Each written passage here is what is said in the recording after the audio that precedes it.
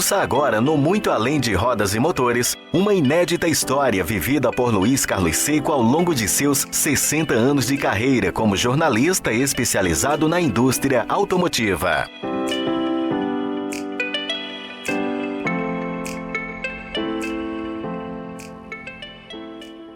Muito Além de Rodas e Motores é um oferecimento de Garrett Advance Motion, uma das marcas mais icônicas da indústria automotiva mundial. Nelson Brizzi, um dos maiores mecânicos de competição do Brasil. Quem acompanhou o automobilismo esportivo brasileiro nas décadas de 50, 60, 70 e 80, como eu, teve a felicidade única de conhecer e aprender com Nelson Enzo Brizzi, um dos maiores mecânicos de competição do Brasil, se não o melhor e mais inventivo. Em outubro, velhos pilotos e fãs das corridas de automóveis deverão prestar homenagem póstuma, com uma oração ou uma saudosa lembrança a Nelson Brizzi, que nasceu no dia 8 de outubro de 1921.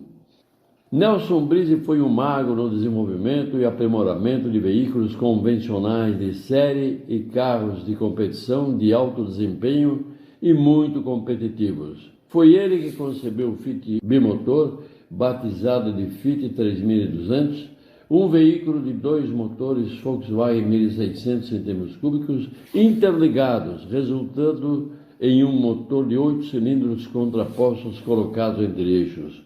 O projeto do chassi e suspensão foi desenvolvido pelo engenheiro Ricardo de Villa, auxiliado por Ari Leber no projeto da carroceria, e Brizzi contou com a colaboração dos mecânicos Darcy de Medeiros e José Deusdedit. Esse trabalho rendeu a Brizzi o Prêmio Victor da revista Quatro Rodas de melhor trabalho mecânico de 1969, entregue a ele pelo então campeão mundial Jack Stewart em fevereiro de 1970.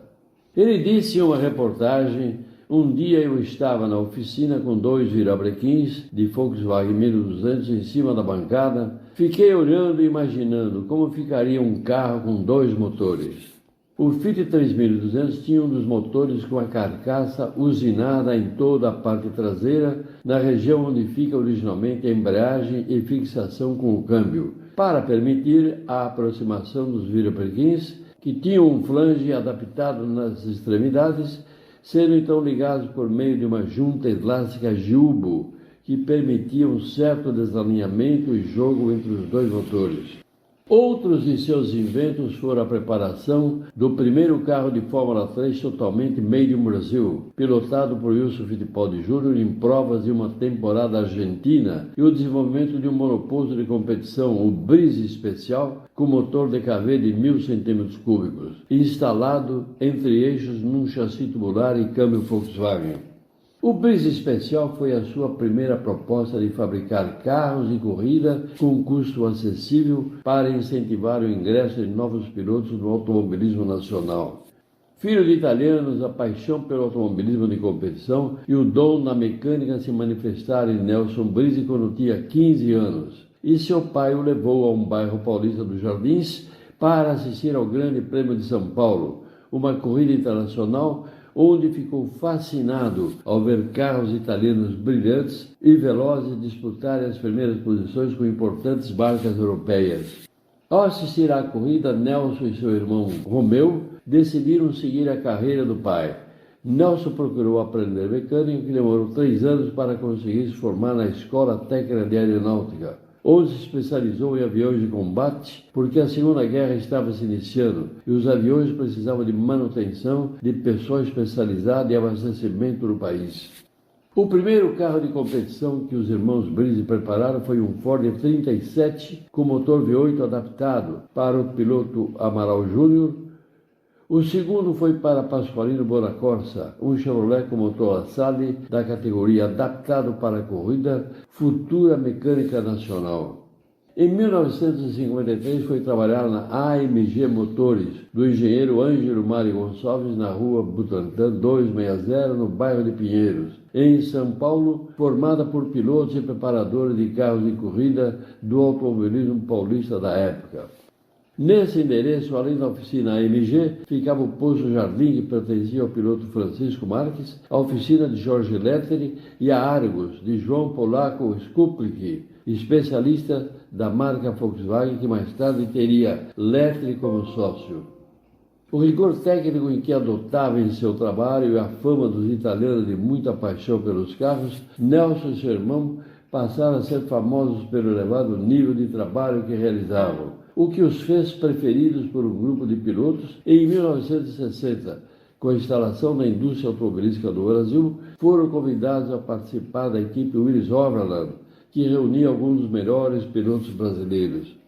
A fama dos irmãos Brise aumentou porque passaram a trabalhar com Christian Reis, Wilson Fittipaldi Jr., Billy Clemente, Luiz Pereira Bueno, José Carlos Paz e outros jovens da geração de ouro do automobilismo brasileiro.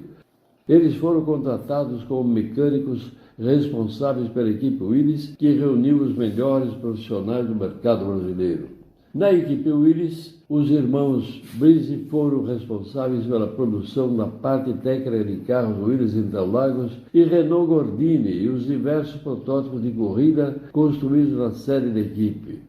Entre essas inovações, citamos a criação de um tensor para melhorar o desempenho e equilíbrio das curvas, modificações nas caixas de direção, trambuladores de câmbio e redistribuição de peso, entre outras melhorias significativas, como na geometria da suspensão, determinadas para o sucesso dos carros Willis, e todo o desenvolvimento do Renault 1093, uma evolução do Gordini. A estreia desse carro foi na prova 12 horas de Interlagos de 1963, quando o trio Christian Reis, Aguinaldo de Góes e Rodolfo Leval Costa se classificou em quinto na geral e em segundo na categoria. Mas sempre preferindo a modéstia, identificava-se como um dos integrantes da equipe, como ocorreu nos recordes estabelecidos pela equipe Willis de 50 mil quilômetros do Autódromo de Interlagos e recorde de velocidade do Mustang na antiga base aérea de Cumbica e hoje aeroporto de Guarulhos, cujos carros sempre contaram com sua experiência. Fisicamente forte e sincero em suas manifestações, usou seu estilo ao me receber nos boxes do Autódromo de Interlagos, depois de eu quase capotar o Renault Gordini de uso pessoal de Luiz Pereira Bueno na curva da Ferradura, e uma corrida entre jornalistas em que o carro ficou somente em duas rodas. Quando cheguei aos boxes, fui recebido pela sua voz forte com um breve comentário. Antes da largada, eu o adverti que carro de corrida é uma verdadeira arma na mão de uma criança, e você simplesmente não acreditou. Muito além de rodas e motores, é um oferecimento de Garrett Advance Motion, uma das marcas mais icônicas da indústria automotiva mundial.